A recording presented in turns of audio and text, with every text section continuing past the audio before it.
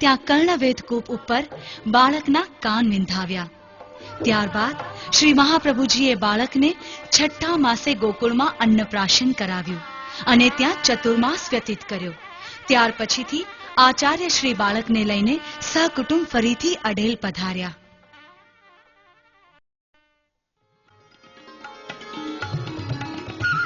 श्री बालकृष्ण लालजीना एक स्वरूप ने श्री विठ्ठलेशनी बाल मनोवृत्ति सेवा में लागी रहे ए हेतुसर खेल सहित सेवा माटे श्री महाप्रभुजीए बाळक श्री विठ्ठलेशने शिरे पधरावी दीधा। खेलता खेलता एक दिवस एक अद्भुत दृश्य साकार थयुं। नियम प्रमाणे श्री विठ्ठलेशे एक ठोरनो भोग श्री बालकृष्ण लालजीने आरोगवानी विनंती करी અને જુઓ ને, શ્રી બાલકૃષ્ણ લાલજી તો ભાવનાત્મક રીતે આરોગવાને બદલે સાક્ષાત રીતે ઠોરને શ્રી હસ્તમાં ઉપાડી આરોગવા લાગ્યા।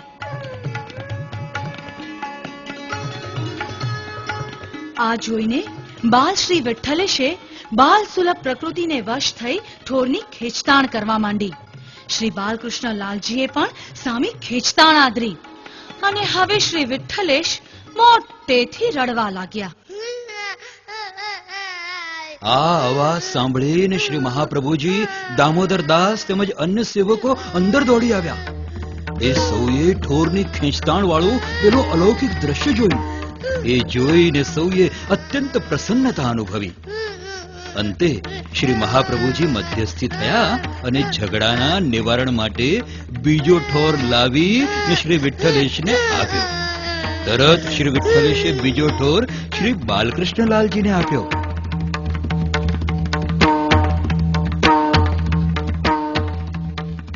बस ત્યારથી શ્રી બાલકૃષ્ણ લાલજીને ભોગમાં બેકી સંખ્યામાં ઠોર ધરાવવામાં આવે છે।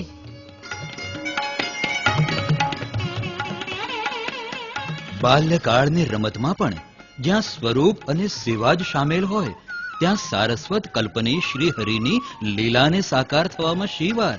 અને આમ શ્રી વિઠ્ઠલેશ ઝડપથી બાલ્યાવસ્થા વટાવવા લાગ્યા।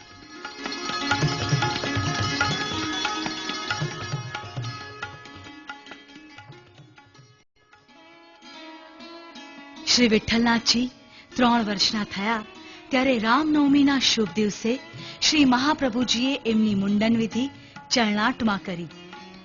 શ્રી વિઠ્ઠલનાથજી વિવિધ પ્રકારની ચેષ્ટાઓ દ્વારા માતૃચરણ અને પિતૃચરણને બાળ લીલાનો આનંદ આપતા આપતા કિશોરાવસ્થામાં પ્રવેશ્યા।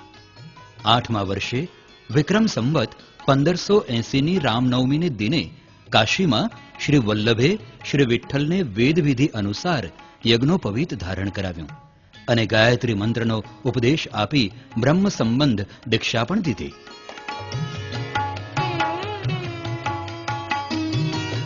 પછીથી આચાર્યશ્રીએ શ્રી વિઠ્ઠલેશજીને વેદના અધ્યયનનો સ્વયં આરંભ કરાવ્યો।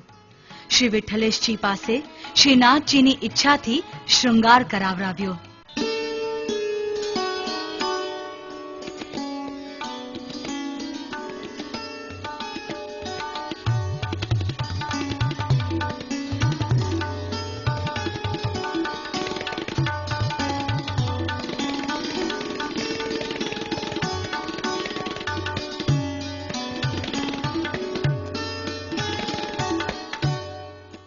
श्री विठ्ठलेशजी ने सर्व प्रकारनी विद्यामां निपुण बनाववा माटे श्री वल्लभाधीशे वेदना अध्ययन उपरांत सेवा विधि समजावी।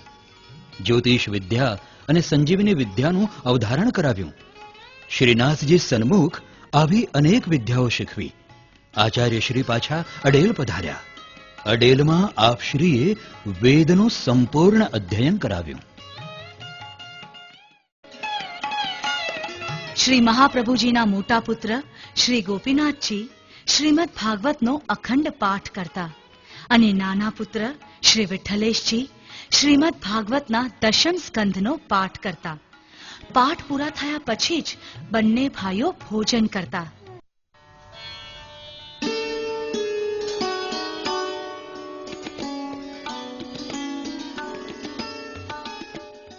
आ कारणथी श्री महाप्रभुजीए श्रीमद भागवतना सार रूप श्री पुरुषोत्तम सहस्र नामनी रचना करी।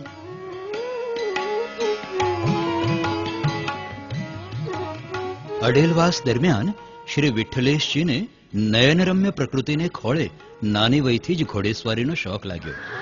મિત્રો સાથે ઘોડેસવારી કરી ને ગંગાજીના તટ પ્રદેશના વનોમાં દૂર સુધી નીકળી જતા. ઘોડેસવારી કરીને આવ્યા પછી તેઓ શ્રી અંગ પર તેલ મર્દન કરી ગંગાજીને કિનારે મલ્લકુસ્તી રમતા. મલ્લકુસ્તી રમ્યા પછી થાક ઉતારવા તેઓ અફાટ ગંગાજીમાં તરવા પધારતા અને તરતા તરતા આસપાસનું સૃષ્ટિ સૌંદર્ય નિહાળતા રહેતા.